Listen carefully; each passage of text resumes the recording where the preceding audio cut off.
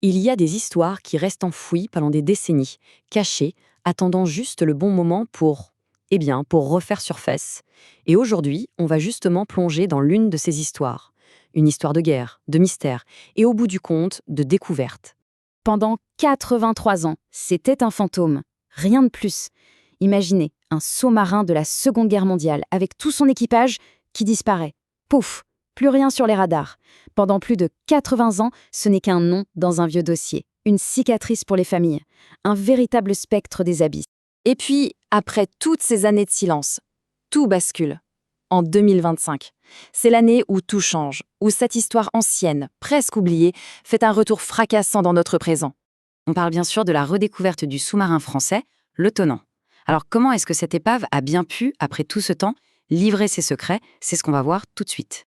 Ok, pour bien comprendre pourquoi cette découverte est si importante, il faut qu'on fasse un petit retour en arrière. On part en novembre 1942, dans une période, disons, assez sombre et chaotique. Là, à ce moment-là, la situation est, un vrai chaos.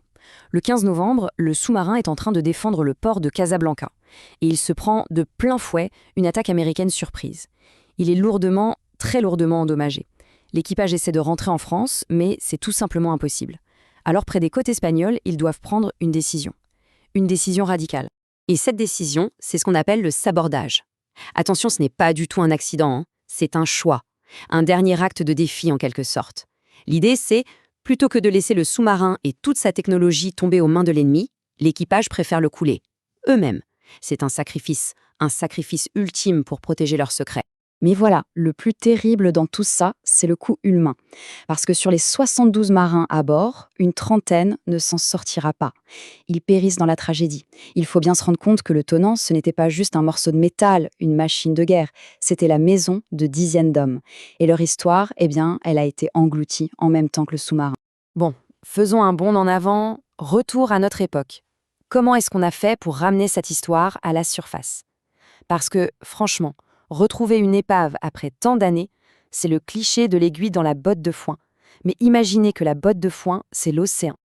Alors, cette chasse au trésor moderne, elle est menée par une équipe de l'Université de Bretagne occidentale, avec à sa tête le professeur Erwan Lerquerran. Et pour y arriver, ils ont sorti l'artillerie lourde, des sonars de très haute technologie, le top du top.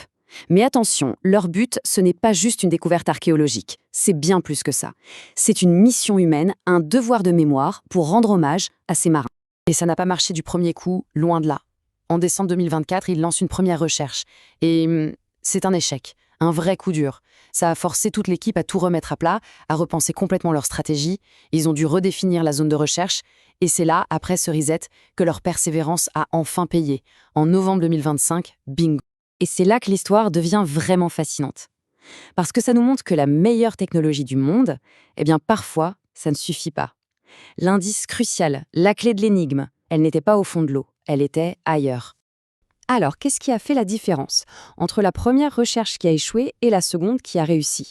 C'était quoi, cette pièce manquante que les sonars ne pouvaient tout simplement pas détecter?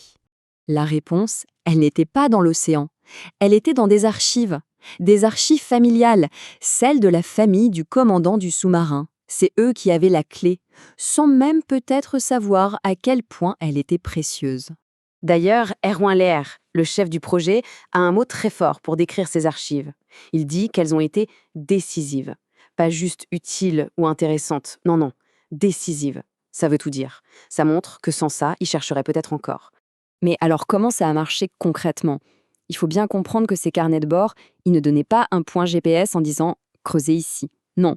Mais ils ont donné quelque chose de tout aussi précieux, du contexte, des détails techniques, des indices sur les dernières heures.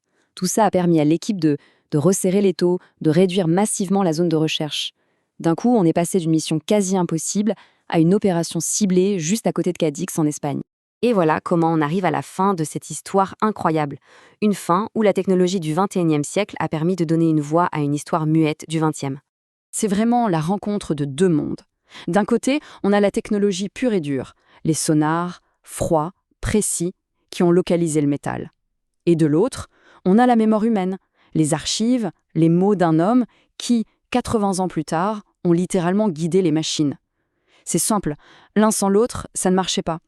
Le mystère serait encore là, au fond de l'eau. Et c'est ça le plus important à retenir. Au final, ce que l'équipe a retrouvé, ce n'est pas juste une carcasse de sous-marin, c'est bien plus que ça. Ils ont retrouvé une mémoire. Ils ont pu enfin honorer les vies de ces marins. Et ils ont donné une conclusion à une histoire qui était restée en suspens, mais pendant 83 longues années. La découverte du Tonnant, c'est une réussite absolument incroyable. Mais ça nous laisse avec une question un peu vertigineuse en fait. Pour une histoire comme celle-ci qu'on a réussi à faire remonter à la surface, combien d'autres histoires, combien d'autres épaves, combien d'autres destins humains dorment encore tout au fond, dans le grand silence des océans, en attendant peut-être qu'on vienne un jour les retrouver.